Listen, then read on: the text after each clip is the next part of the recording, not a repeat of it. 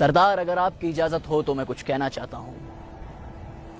सरदार, आज आपके भाई को मरे हुए पूरे 1 महीने गुजर चुके हैं और मुखालिफ कबाइल कहीं बार मेड़ ला चुकी है।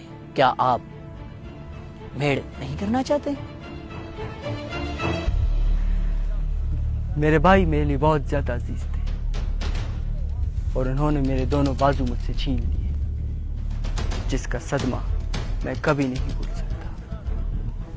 उन्होंने मेरे 2 भाइयों का कत्ल किया, जिसका बदला हम 4 से लेंगे।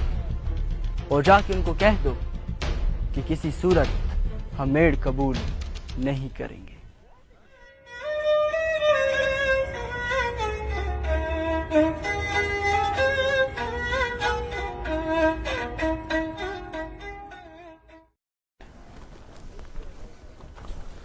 सरदार, कुछ ख़वातीन आए आपसे मिलना चाहते हैं। उनको अंदर बुलाइए।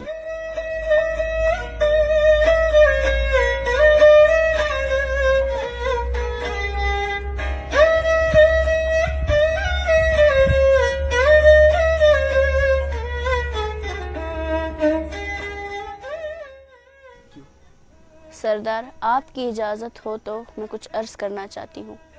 मैं उस घर से हूँ जिन्होंने आपके भाइयों का कत्ल किया।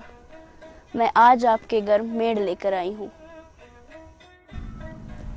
आप लोगों ने मेरे दोनों भाइयों का कत्ल किया, जिसका सदमा मैं कभी भूल नहीं सकता।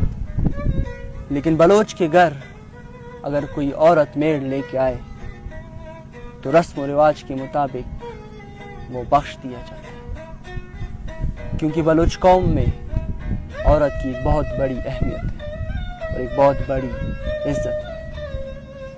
और आज आप हमारे घर मेड़ लेके आए हैं। 2 क्या, अगर 10 भाइयों का कत्ल भी होता तो हम बख्श देते, और आज हमने बख्श दिया। और रिवायात के मुताबिक आपको बलोची शाल से भी नवाजा जाएगा। आज से हमारे बीच कोई दुश्मनी नहीं।